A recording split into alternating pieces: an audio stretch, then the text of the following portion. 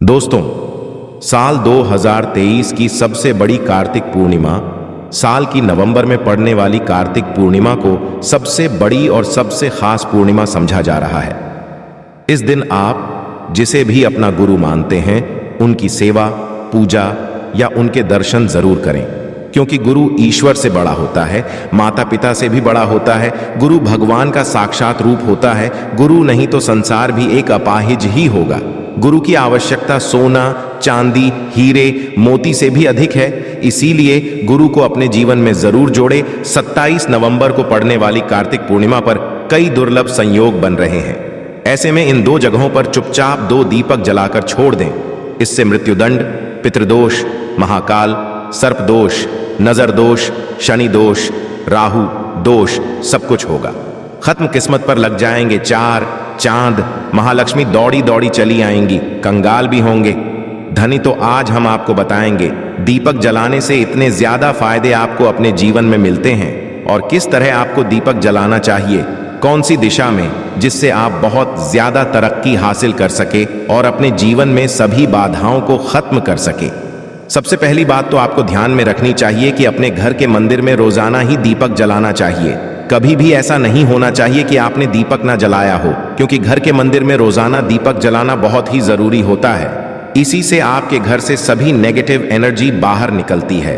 यदि आप कोई भी दीपक नहीं जलाते हैं घर के मंदिर में या फिर अपने घर में शाम के समय, तो इससे आपके घर का वातावरण बहुत ज्यादा नेगेटिव तो होता ही है, आपके घर की परेशानी भी बहुत ही ज्यादा बढ़ने लगती है। घर का मुख्य जो होता है उसे बहुत ज्यादा ही मेहनत करनी पड़ती है। इसकी वजह से परेशानी, डिप्रेशन और टेंशन में घर का मुखिया पहुंच जाता है। शाम का समय हिंदू धर्म में ज्यादा महत्वपूर्ण समझा जाता है और जो लोग शाम के समय कभी भी घी का दीपक या फिर तेल का दीपक अपने घर में नहीं जलाते हैं, तो उनके घर में हमेशा ही मुसीबत बनी रहती है। यानी कि एक मुसीबत से निकलते हैं तो दूसरी मुसीबत में उससे पहले ही फंस जाते हैं और हमेशा ही धन की समस्या, परेशानियां बढ़ती रहती हैं। उनके जो बच्चे होते हैं वो भी उनके खिलाफ होने लगते हैं, उनका कहना बिल्कुल भी नहीं मानते हैं। इसी तरह घर का पूरा माहौल ही दुखपूर्ण होने लगता है। काफी लोग इन चीजों को मानते भी हैं, परंतु जानते हुए भी उपाय नहीं कर पाते हैं और भूल जाते हैं। उन्हें इन चीजों से होने वाले नुकसान के बारे में पता नहीं होता है। इसीलिए रोजाना को एक घी का दीपक या फिर तेल का दीपक जलाना बहुत ही जरूरी होता है। यदि आप नहीं जला सकते हैं तो कोई और मनुष्य भी आपके घर में दीपक जला सकता है, परंतु रोजाना दीपक जलाना बहुत ही होता है। इसी से आपकी सभी नेगेटिव एनर्जी आपके घर से हमेशा बाहर रहती है। दोस्त, और शाम का समय ऐसा होता है जिस समय नकारात्मक ऊर्जाएं बहुत ही ज्यादा प्रबल होती है और आपके घर में प्रवेश कर जाती है। ऐसे में यदि आप घर में या घर के मंदिर में दीपक नहीं जलाते हैं तो नेगेटिव एनर्जी बहुत ही ज्यादा परेशान करती है, आपके सभी काम बिगाड़ने लगती है। जिस समय सूरज डूब जाता है उसी समय ये नेगेटिव बहुत ही ज्यादा प्रबल हो जाती है। उसी समय आपको मुंह हाथ पैर धोकर दीपक जलाना चाहिए। यदि आप खुद नहीं कर सकते है तो कोई और मनुष्य भी आपके लिए ऐसा कर सकता है। दोस्त, अब जिस घर में बहुत सारे लोग बीमार रहते हैं या फिर बीमारी कभी भी ठीक नहीं होती है, तो ये भी एक संकेत होता है आपके घर में बहुत ज्यादा नकारात्मक ऊर्जाएं हैं जो परेशानियों को, बीमारियों को, मुसीबतों को बहुत ही ज्यादा बढ़ा रही है। सभी चीजों को खत्म करने के लिए आपको अपने घर में जब सूरज ढल जाता है तो उस समय घी का दीपक या फिर सरसों के तेल का या फिर तेल का दीपक भी पूर्व दिशा में आप जला सकते हैं। परंतु रोजाना इन चीजों को करना बहुत ही जरूरी है, तभी आपको इसके लाभ मिल पाते हैं। यदि आपके घर में धन से जुड़ी समस्या, नौकरी, व्यवसाय से जुड़ी हुई कोई भी समस्याएं हैं, यदि ऐसी समस्याएं बहुत ही ज्यादा होती हैं तो अपने घर के दिशा में रोजाना ही घी का दीपक जलाना चाहिए। इसे एक भी दिन आप मिस ना करें। यदि आप रोजाना उत्तर दिशा में घी का दीपक जलाते हैं तो इससे आपकी धन से जुड़ी हुई समस्याएं खत्म हो जाती है। जिन लोगों को जॉब नहीं मिलती है तो उनको भी जॉब मिलने लग जाती है, और यदि वही मनुष्य जिसको परेशानी है और वही यदि रोज दीपक आता है तो इससे मिलने वाले फायदे और भी ज्यादा हो जाते हैं। शाम के घी का दीपक या फिर तेल का दीपक जलाना जरूरी होता है। आप कभी भी इन चीजों को नजरअंदाज ना किया करें, क्योंकि इन्हीं से आपके जीवन में परेशानियां बढ़ जाती हैं। और आपको मुसीबतों का सामना करना पड़ सकता है। आपको ये जानकर हैरानी होगी कि जो भी घी का दीपक आप जलाते हैं उससे जो निकलने वाली ऊर्जाएं होती हैं वो आपके घर में जब फैलती है तो घर का माहौल एकदम से सुखमय बनने लगता है, यानी कि पॉजिटिव होने लगता है। घर के सभी लोग शांति से रहने हैं। इसी तरह से जो तेल का दीपक होता है ये भी जब जलता तो इससे आपके आसपास जितनी भी नकारात्मक ऊर्जाएं हैं वो खत्म हो जाती हैं, क्योंकि इन दीपकों से निकलने वाली जो ऊर्जाएं होती हैं, धुआं होता है, वो नेगेटिव एनर्जी को बाहर निकालता है और आपके आसपास की एनर्जी को पॉजिटिव बनाता है। तो ये जरूरी चीजें हैं। शाम के समय कभी भी आप इन चीजों को कभी मिस ना किया करें, तभी आप अपने जीवन में सफलता पा सकते हैं और आपकी जितनी भी मनोकामनाएं हैं वो भी पूरी होती है। दोस्तों, हम अपने घर के पूजा पाठ करते हैं और मूर्ति आदि रखते हैं। दोस्त, मूर्ति का क्या महत्व होता है, आज हम आपको इस वीडियो के जरिए से बताने वाले हैं। जिस घर के पूजा घर में एक साथ ये दो मूर्तियां होती हैं वहां पर बनता है और दुनिया आपके कदमों में आ जाती है। कहने का तात्पर्य ये है कि आपको सर्वसुख हासिल हो जाता है, जिसकी आपने कल्पना की है, जिसकी आपने मनोकामना मांगी है। दोस्त, घर के पूजा घर में हम पूजा करते हैं, पूजा पाठ करते हैं और पूजा पाठ के जरिए से कुछ चीजें देखने और आदि का प्रयत्न करते हैं ताकि हमें उस पूजा का फल हासिल हो जाए और हम उसी अनुरूप घर के अंदर मूर्ति आदि लगवाते हैं ताकि हम उन देवी का सुंदर मुख देख सके और उनका आशीर्वाद हासिल कर सके।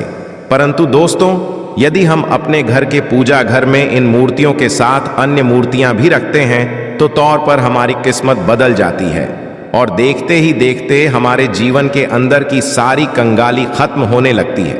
दोस्तों, बात करते उन मूर्तियों के बारे में कि आखिर कौन सी दो मूर्तियां एक साथ में आपको रखनी चाहिए ताकि उसका सच्चा सर्वसुख आपको हासिल हो सके। सबसे पहले यदि हम किसी मूर्ति की बात करें तो दोस्तों, यदि आप श्री कृष्ण के भक्त हैं और बाल गोपाल की मूर्ति रखते हैं तब आपको भगवान कृष्णा के साथ माता रानी राधा जी की मूर्ति भी आपको जरूर रखनी चाहिए। दोस्त, या भगवान कृष्णा की यदि आपके घर में तस्वीर है तो उसके साथ राधा जी की भी तस्वीर संयुक्त जोड़े के रूप में आपको लेकर आनी चाहिए। दोस्तों, ये प्रेम और एकता की एक ऐसी अनोखी मिसाल है कि जिस घर इन दोनों की तस्वीरें होती हैं तो समझ लीजिए उस घर के अंदर किसी भी तरह का गृह क्लेश नहीं होता है।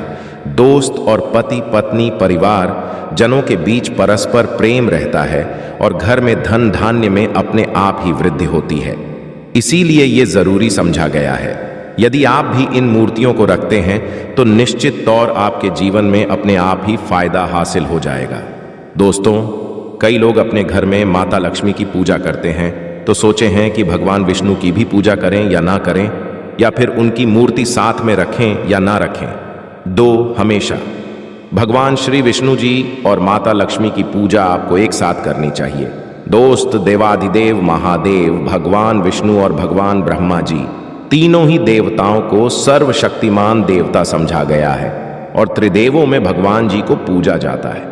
तो यदि आप अपने घर के पूजा घर में लक्ष्मी नारायण जी की संयुक्त रूप में पूजा करते तो निश्चित तौर पर आपके घर में दिन दुगनी रात चौगुनी वृद्धि देखने मिलती है। दोस्तों, तो इसीलिए आप भगवान विष्णु जी के साथ माता लक्ष्मी जी की पूजा करें। यदि माता लक्ष्मी की अकेली तस्वीर है तो आपको उनके बाएं तरफ भगवान श्री गणेश और भगवान श्री कुबेर जी की मूर्ति या तस्वीर अपने घर के मंदिर में जरूर लगानी ही चाहिए। यदि आप माता लक्ष्मी जी के बाएं तरफ भगवान श्री गणेश जी की मूर्ति लगाते हैं या तस्वीर लगाते हैं, आपको निश्चित तौर पर लाभ हासिल होता है और देखते ही देखते जीवन के अंदर की कंगाली खत्म होने लगती है और धन प्राप्ति के लिए आपको लक्ष्मी गणेश जी की संयुक्त रूप से पूजा करनी चाहिए। समझा जाता है माता लक्ष्मी धन देती है तो भगवान श्री गणेश रिद्धि सिद्धि का भंडार और वृद्ध का विकास करते हैं।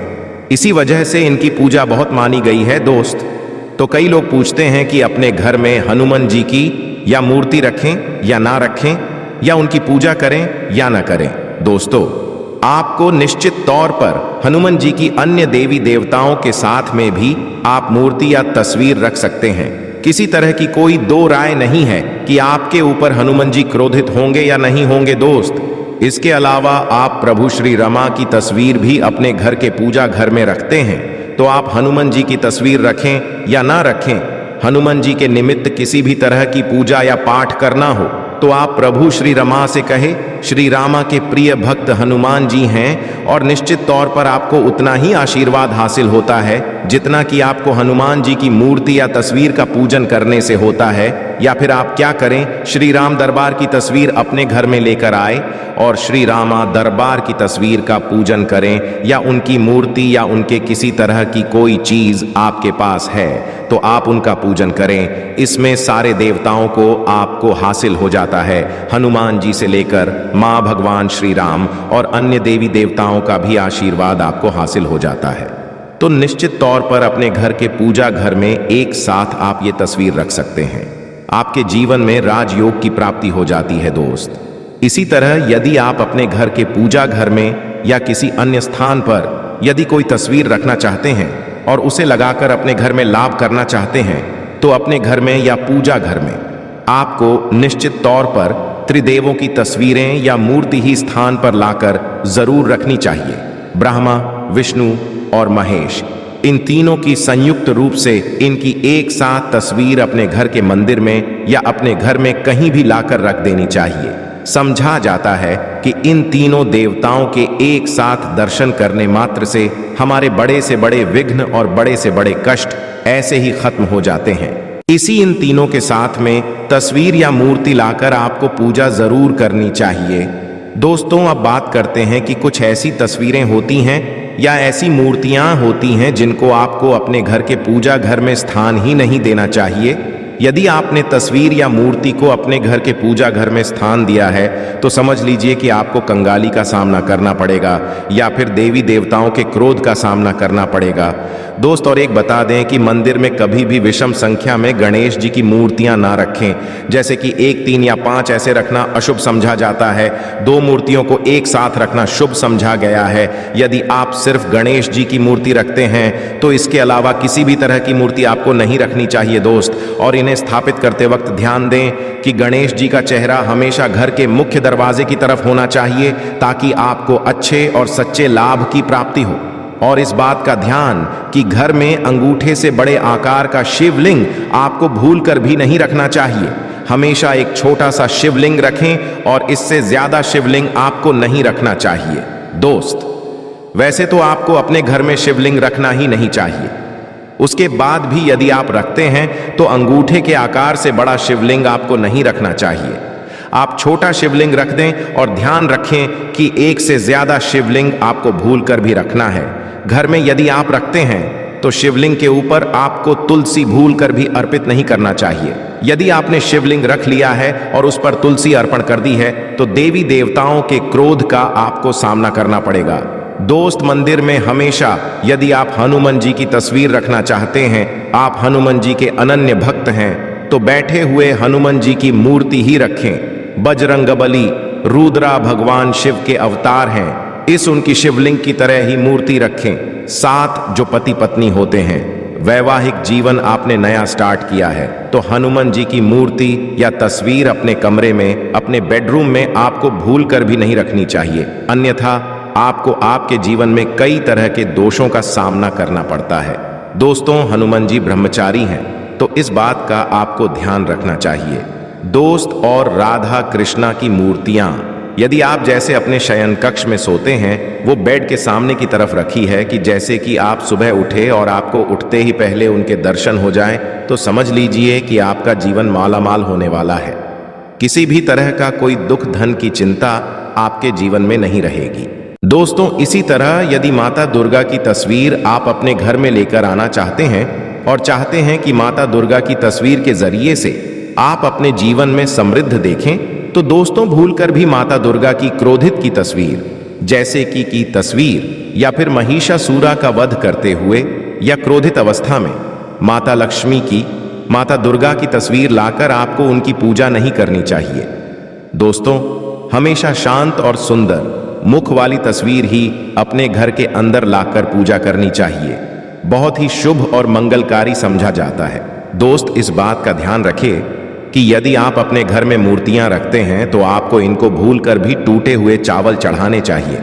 बेहतर आप चावल को पीला करके ही वो चावल चढ़ाए, परंतु टूटे हुए चावल आपको भूलकर भी माता लक्ष्मी को या अपने घर में देवी देवता को नहीं चढ़ाने चाहिए दोस्त। इसी तरह इस बात का भी ध्यान रखें कि अपने घर के मृत परिजनों या पूर्वजों को मंदिर में स्थापित ना करें। ऐसा करना अशुभ समझा जाता है, और यदि आप ऐसा लगातार कर रहे हैं तो निश्चित तौर पर आपके परिवार के ऊपर दोष लग सकता है और पितरों का दोष लग सकता है कि पूजा एक अलग स्थान पर की जाती है, घर के अंदर में उनको स्थापित नहीं किया जाता है दोस्त। तो इसी तरह भगवान भैरव की तस्वीर या भगवान शनिदेव की राहु केतु के इस तरह की तस्वीरें अपने घर में ही नहीं लेनी चाहिए। प्रतीकात्मक रूप से आप घर के पानी रखने के स्थान पर उनकी पूजा कर सकते हैं, क्योंकि इनकी साधना तंत्र मंत्र और विशेष महत्व द्वारा की जाती है। घर के अंदर आप ऐसे ही इनकी पूजा पाठ आप नहीं कर, इनकी पूजा पाठ में यदि किसी तरह की कमी रह जाती है तो उनको बहुत ज्यादा क्रोध आ जाता है, क्रोध का आपको सामना करना पड़ता है। इसी वजह से आपको इस तरह की तस्वीरें या मूर्तियां अपने घर के अंदर नहीं रखना चाहिए। और जो पहले हमने आपको बताया उस तरह की तस्वीरें तो निश्चित तौर पर आप रखकर अपने जीवन में फायदा हासिल कर सकते हैं। आशा है कि आज की इस प्रस्तुति में बताई गई जानकारी आपको अच्छे से समझ आ गई होगी। वीडियो अच्छा लगा हो तो एक लाइक जरूर कर दें। धन्यवाद वीडियो के अंत तक बने रहने के लिए।